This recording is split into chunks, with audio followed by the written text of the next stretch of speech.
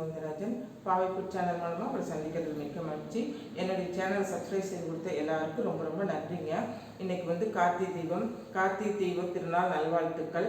எல்லாரும் சீரும் சிறப்புமா நோய் நொடி இல்லாமல் ஆரோக்கியமாக இருக்கணும்னு கடவுளை வேண்டிக்கிறேன். இன்றைக்கி வந்து பார்த்திங்கன்னா என்ன ரெசிபி இந்த தீபத்துக்கு நான் செய்கிறேன்னு பார்த்தீங்கன்னா ஸ்பெஷலாக அப்பமும் பொரியல் வெண்டையும் தான் செய்ய போகிறேன். வாங்க அது ரெண்டும் எப்படி செய்யறதுன்னு பார்க்க. வந்து பார்த்திங்கன்னா நம்ம நெய் அப்பம் செய்யறதுக்கு என்னென்ன இன்க்ரீடியன்ட் சேர்த்துருக்கேன்னு பார்க்கலாம். பாருங்கள், கோதுமை மாவு இந்த மெஷரிங் கப்பில் 1 கப் எடுத்திருக்கேன். அதையும் நம்ம வந்து இந்த மிக்ஸி ஜாரில் சேர்த்துக்கலாம். அப்புறம் பார்த்திங்கன்னா இதே மெஷரிங் கப்பில் 1/2 கப்புக்கு பச்சரிசி மாவு எடுத்துருக்கிறேன். அப்புறம் பார்த்திங்கன்னா ரவை, வெள்ளை ஒன்று முப்பா செய்வீங்க இல்லைங்களா, அந்த ரவை வந்து பார்த்திங்கன்னா ஒரு 1/4 கப் எடுத்துருக்குறேன்.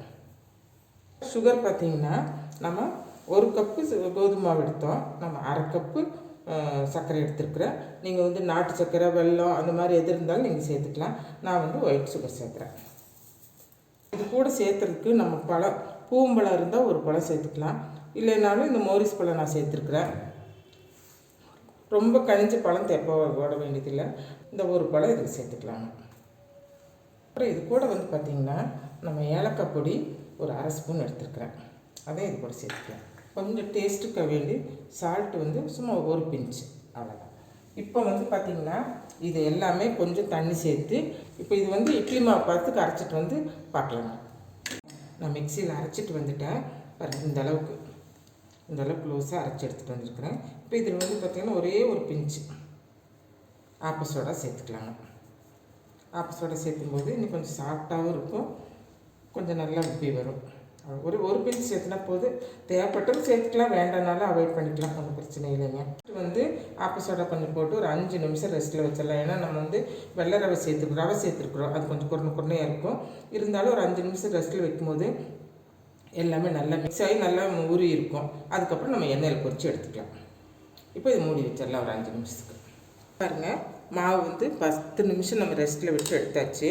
எண்ணெய் நல்லா காஞ்சிருச்சு.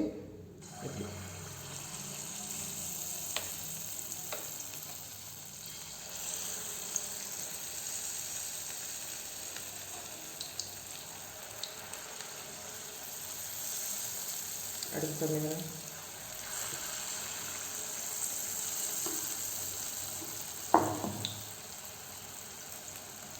பாருங்கள் எந்த அளவுக்கு நல்லா உப்பி வந்திருக்குதுன்னு பாருங்கள். நம்ம வந்து மாவு இதில் ஊற்றுனதும் ஒரு 2 செகண்டில் நம்ம திருப்பி போட்டுகிட்டே இருக்கணும். பாருங்கள், நமக்கு இந்த அளவுக்கு ப்ரௌன் ஆனது நம்ம எடுத்துடலாம். கோதுமை அப்போ ரெடி ஆகிடுச்சுங்க. இனி வந்து நம்ம பொரி உருண்டை எப்படி செய்யுதுன்னு பார்க்கலாம். இந்த பொரி உருண்டைக்கு வந்து பார்த்திங்கன்னா இந்த ஒரு மெஷரிங் கப்பில் 1 கப்பு வந்து நான் வெல்லம் எடுத்திருக்கேன். அதே கப்பில் பார்த்திங்கன்னா 5 கப்புக்கு பொரி எடுத்துருக்கிறேன். பொரி வந்து இப்போ வாங்கிட்டு வந்தது தான், பாக்கெட்டில் தான் வாங்கிட்டு வந்தோம். இருந்தாலும் அது கொஞ்சம் நவுத்த மாதிரி இருந்தது. அதனால் கொஞ்சம் நம்ம வந்து ஒரு பேனில் போட்டு சூடு பண்ணி கொஞ்சம் நல்லா மொறுமொறுன்னு பண்ணியிருக்கிறோம். ஏன்னா பொரி உருண்டை கொஞ்சம் மொறுமொறுன்னு இருந்தால் தான் நல்லாயிருக்கும்.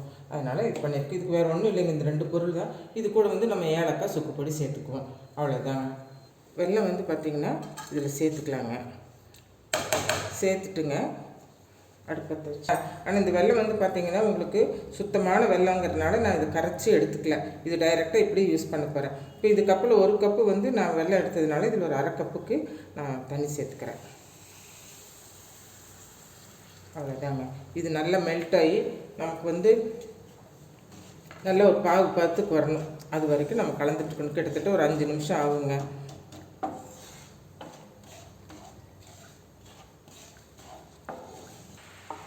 பாகு நல்லா கரைஞ்சி கொதித்து வந்துட்டுருக்குதுங்க. இன்னும் நமக்கு வந்து ஒரு பாகு பதம் வரணும், அது வரையும் நம்ம வந்து கிளறிட்டே இருக்கணும். கிட்டத்தட்ட ஒரு 5-6 நிமிஷம் ஆகிடுங்க பாகு பதம் வரைக்கும். நம்ம மீடியம் ஃப்ளேமில் தான் வச்சுருப்போம். நல்லா கொதித்து வரும்போதே நம்ம வந்து பார்த்திங்கன்னா 1 பிஞ்சு உப்பு சேர்த்துக்கலாங்க. அது டேஸ்ட்டுக்காக வேண்டி ஒரு பிஞ்சு உப்பு சேர்த்துக்கலாங்க. அப்புறம் சுக்கு பொடி சேர்த்துக்கலாங்க ஒரு 1/2 ஸ்பூனு. அப்புறம் ஏலக்காய் பொடிங்க. ஏலக்காய் வந்து நான் இந்த 1 ஸ்பூன் சேர்த்துருக்குறேன், சின்ன ஸ்பூன் தான், அதனால் 1 ஸ்பூன் சேர்த்துருக்குறேன். இப்போ இது நல்லா திக்காயிட்டு வருது. ஊற்றினோம்னா அது ஒரே இடத்துல நிற்கணுங்க, உருண்டை பிடிக்கிறதுக்கு வரணும். பாருங்கள், இப்போ இது உருண்டை பிடிக்கிறதுக்கு வந்துருச்சு. போதும். இப்போ நம்ம வந்து ஸ்டவ் ஆஃப் பண்ணிவிட்டு பொரி போட்டுக்கலாம். இப்போ வந்து நம்ம பொரி இதில் போட்டு கலக்கலாம். பொரியும் அந்த சக்கரைப்பாகும் கரெக்டாக நல்லா கலந்தாச்சுங்க. இப்போ இதை வந்து நம்ம வேற ஒரு பாத்திரத்துக்கு மாற்றி உருண்டை பிடிச்சிக்கலாம். பார்த்தா உங்களுக்கு தெரியும் பாருங்கள், எந்த அளவுக்கு நல்ல சக்கரைப்பாகோட இந்த பொரி மிக்ஸ் ஆகிருக்குன்னு உங்களுக்கு தெரியும். சரி, இப்போ இதை நம்ம வந்து சூடாகத்தான் பிடிக்கணும்.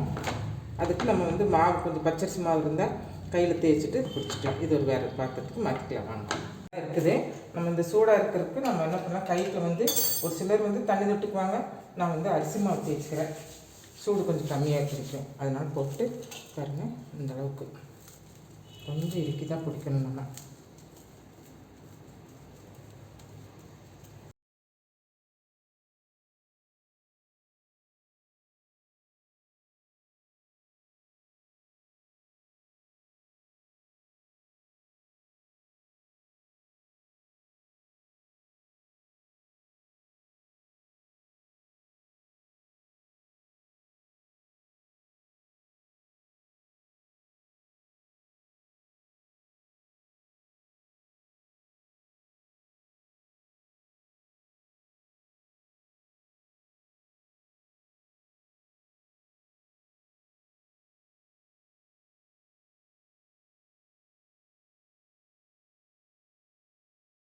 பாருங்கள், பொரி உருண்டை ரெடி ஆகிடுச்சுங்க.